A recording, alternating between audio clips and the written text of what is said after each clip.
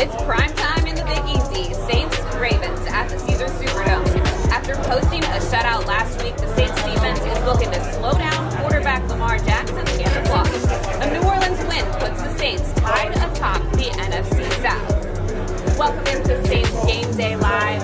We're live here in the Bullseye Tailgate Party in Benson Towers. I'm joined by our senior sports writer, John DeShazer. Aaron Summers here. Really looking forward to this primetime matchup. It starts at 7:15. You can catch it on ESPN or you can listen in on WWL 870. All right, John, let's get started with our countdown to kickoff. Start talking about this matchup that we have coming up.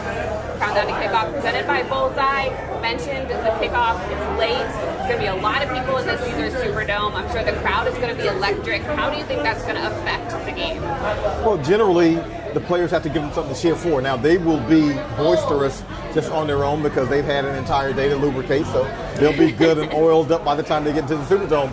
But the team's responsibility is to keep them on edge, to keep them fired up, to keep them excited about the game. Hopefully the Saints can do that because we've seen some instances, unfortunately, in the recent past where they've not been able to do that. But these fans are itching to get this team a win because a win gets them tied for first place in the NFC South. The Saints are 6-2 in Monday Night Football games. Hopefully that trend continues. It's definitely, in our favor. The wins are in our favor. Although the Ravens have been leading every single game this season by 10 points at some point. So hopefully you're going to jump out to a quick lead here and build off the momentum from last week. The Saints had their most complete game. No turnovers. They were able to get Alvin Kamara in the end zone for the first time this season, 3 times in fact. How can they continue to build off the production they had last week?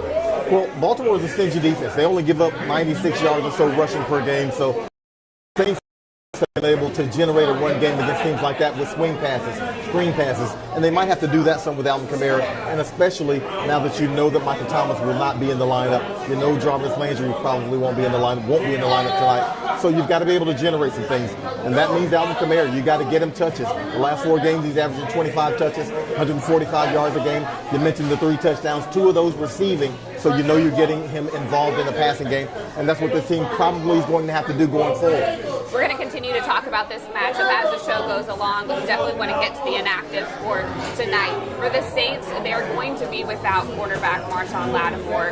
Again, wide receiver Jarvis Landry, somebody that we saw actually taking some reps at practice this week, so hopefully he is trending in the right direction, although not able to go tonight. What are some of the other ones that stand out to you?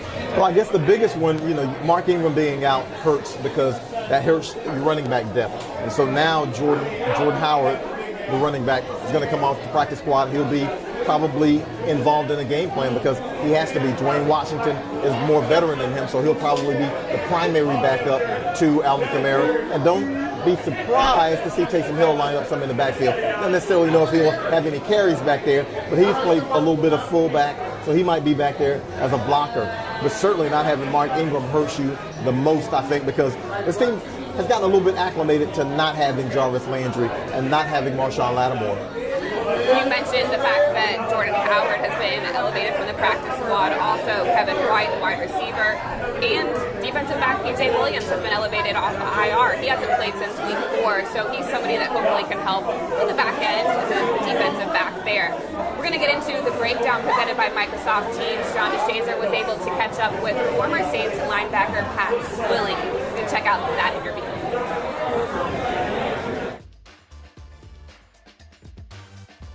And now joining us for the breakdown segment, Saints legend, former linebacker, Saints Hall of Famer, hopefully future Pro Football Hall of Famer, Pat Swilling.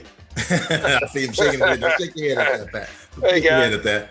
But we'll dive right into it, Pat, because a Monday night game for the Saints against the Baltimore Ravens, and the Ravens have one of the most electrifying, dynamic players in the league at quarterback in Lamar Jackson. You played linebacker in this league, and you played it well. What do you do against a mobile quarterback, a guy like Lamar Jackson who can tuck it and not just run it, but he might run it 50, 60 yards? A guy like that, you have to make sure you stay in your lanes. And, most of the time me and Ricky were able to go inside, outside. Vic Fangio's kind of gave us a little leeway left to right. But this is a guy, you can't afford to get upfield too much. You really have to rush under control. inside backers, and especially on long distance, they got to put a spy on this guy. I don't know how you go into a game and not put a spy on Lamar, because Lamar is that good. He's just one of those guys. He's a game changer. He's the guy that makes so many plays for that football team. But also those outside rushers, Cam Jordan, those guys have to stay in their lanes and keep him kind of bottled up. Pat, Saints are coming off their best defensive game of this season, a shutout, win 24-0 against the Las Vegas Raiders. I know every game is a separate entity, but what do they carry from that game to this one, I guess, in terms of just confidence maybe? If I hadn't been there, I wouldn't have believed it. I mean, they played so well. All phases of the game came together, but it always starts with your front seven. Our front seven played well. They did a great job on the outside with the 27 the cornerbacks trying to defend Devontae Adams, one of the best receivers in the league. But, you also have to move on. Take from that ball game what you've done well and move on to the next ball game and get ready. Pat, his last 4 games, so this last month, we've seen the Alvin Kamara that we're accustomed to seeing. What does that mean when I say that? Because he seems to be, a guy who is not only just handling a heavier load, but he's handling it very well. I think he's becoming a superstar. He's one of those guys who kind of put his play on the field. And, last week he took a leadership role after last week's game when they lost, and got out front and said, "Hey, man, we got to play well." And the best thing for that is when you got a player like he is, he has to play well. And he was the catalyst this week that kind of led those guys. All right. Well, that's Pat Swilling. Thank you for joining us here in the breakdown. Hopefully the Saints can defend the Dome the way the Dome Patrol defended the Dome tonight against the Ravens. Man, it'll be something to see in that Dome, and it's going to be loud and it's going to be electric. And we're looking forward to seeing it. Thanks for joining us, Pat. Thank you. Thanks for having me. I appreciate it. The Saints are honoring the late Sam Mills and the Dome Patrol at halftime of tonight's game, and every fan in attendance was able to walk away with one of those Dome Patrol posters. So really cool night tonight as they're honoring Mills and the rest of that elite linebacker core. Looking at the Saints offense now against the Ravens defense, offensively the Saints rank in the top 8 in scoring and in yards per game. Looking at the Ravens defensively, they're number 3 in the league against the run, but they're the bottom 5 against the pass. How is this one going to shake out? Well, a lot of times you get that yin and yang. If you're able to stop the run, then teams are forced to have to throw, so your passing defense numbers jump up a little bit. For the Ravens, they've lost those, you mentioned, 10-point lead in every game, so that bodes well for the Saints if they were to fall behind. Now, the Saints offense has really taken off with Andy Dalton at quarterback. They're averaging right around 30 points and more than 400 yards a game, so they've skyrocketed. And I think they've gotten Alvin Kamara a lot more involved with this offense. He would always be my guy who is the linchpin of this offense. As we mentioned, the last 4 games, averaging 25 touches, 145 yards a game, and the 3 touchdowns last week. They've gotten him on the right track. They need to keep him on the right track. It really feels like things are clicking offensively. The offensive line hasn't allowed a sack in the past 2 games. It's really helped establish the run game. Alvin Kamara has had over 100 yards of scrimmage from the past 4 games. So things are definitely going well for the Saints in that area. However, they're going to have Chris Olave again, the rookie, as their number 1 wide receiver. He leads all rookies right now in that position. How difficult does that make it options-wise for Andy Dalton? Well, you've got Chris Olave, and he looks to be a number 1 receiver. Even though he didn't come into the season as a number 1 receiver, he's had to assume that responsibility because of the injuries to Michael Thomas and to Jarvis Landry. So he's been the guy, and he's been able to get open. He's done a fabulous job, whether it's man-to-man or zone. He's been able to find the holes in the zone, the soft spots, and he's also been able to beat the man-to-man. And they need him to be able to do that again in this one because the Saints probably expect a little bit of help from Tre'Quan Smith, Marquez Callaway, but Chris Olave is their number 1 option for Andy Dalton, and Andy Dalton is treating him that way. Yeah, Olave has 547 yards on the season, 2 touchdowns. mentioned that the Ravens aren't very good against the pass, but they might have a little bit of help with the addition of linebacker Roquan Smith. He was picked up at the trade deadline. He is the only linebacker in the league that has multiple picks and multiple sacks. He currently leads the NFL right now in total tackles. So it's going to be a big threat there on the defensive side.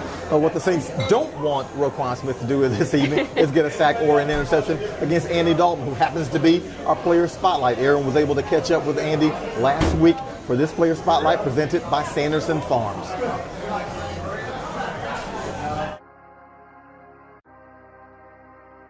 Welcome into our player spotlight presented by Sanderson Farms. I'm Erin Summers alongside quarterback Andy Dalton. Dalton, last week before the game, you said that we haven't been able to see how efficient the offense has been is because the wins haven't been coming. Last week, 229 yards through the air, 2 touchdowns, no interception, and the win. How satisfying was it to finally get that W? Yeah, I think at the end of the day, the win is all that matters. And for us, for as good as we have done on offense and as good as some of the statistical categories are, at the end of the day, the most important thing is wins. So to finally get there and to have the win is, I mean, it's why you play, and hopefully we keep stacking them. How have you been able to develop that rhythm with the offense? Yeah, I think it's just, it comes with time and just the chemistry that we've built. And I think our guys are, doing exactly what we've been coached to do, and, playing together as a unit. You haven't been sacked in the past 2 games. How's that chemistry with the offensive line? It's been great. I think it goes down to the communication and those guys playing really well. And for me, understanding our protections and understanding when we're hot, when we're not, getting the ball out of my hands quick. But I think it goes back to those guys are playing really well up front. This is the 4th team that you've played for. How has playing here for the Saints been different? Yeah, I think from day one, you could feel the energy just around the city. There's a lot of passionate fans here in New Orleans, and everybody loves their Saints. So, I mean, I think from day one, you get that feeling from just stepping down here in New Orleans and being a part of it. And then other than that, there's good people here. And I've really enjoyed getting to be in this building and in this locker room and around these guys. Speaking of the fans, it's a Monday night football game, prime time. I'm sure the Dome is going to be rocking. How excited are you about playing in that game? Yeah, I expect the atmosphere to be great. And it's been great this whole year. And you add the Monday night football, prime time aspect to it, and I think it's going to be a really good atmosphere for us. All right, before I let you go, I have to ask you, where did your nickname come from, the Red Rifle? So our radio guy in Cincinnati, my rookie year, Dan Horde, early on, I think it was in the preseason, he gave me the name Red Rifle, and it's kind of stuck ever since. It absolutely stuck. I think Mark Ingram likes it the best out of anybody because I'm always hearing him yell it. But thank you so much for joining me, Andy. We look forward to the play this Monday. Thank you.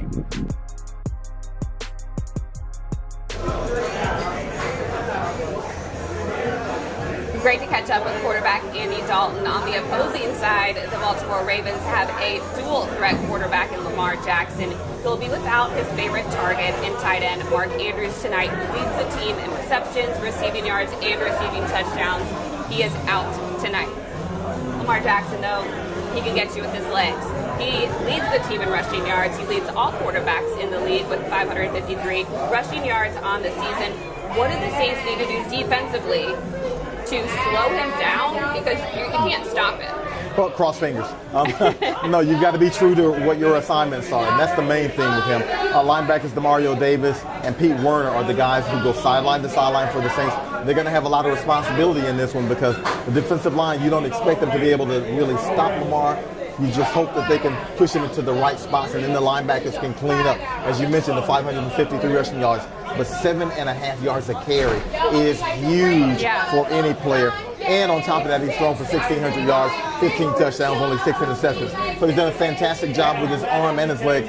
Hopefully the Saints will be able to corral him a little bit in that pocket. All right, before we end this show for today, make sure you get everything that you need for game day with the ASAP app.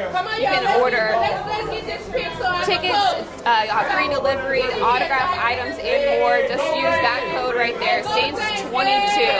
ASAP is the official mobile ordering partner of the New Orleans Saints. It is getting loud in here. Fans are getting ready for kickoff 7:15. So let's check in with the black and gold and see how the fans are getting ready for this one. My name is Kyrie Sherrod. I'm from Baltimore, Maryland. Score prediction, I got Saints 27-19. Go Saints.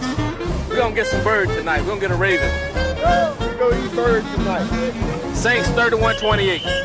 I'm Tanya from Monroe. I'm Faith, I'm from Monroe. Go Saints! This is Kimberly and Michael Montez. All the way from Arizona, coming out to see the Saints. You know, Breezy was part of my heart. Go Saints! My name is Aiden Zelaya. I am from St. Rose, and let's go Saints. My name is Henry Smith. I'm from Desterhead, and go Saints. My name is Daryl from Erath, Louisiana. Go Saints! My name is Damien. I live in Florida, and go Saints.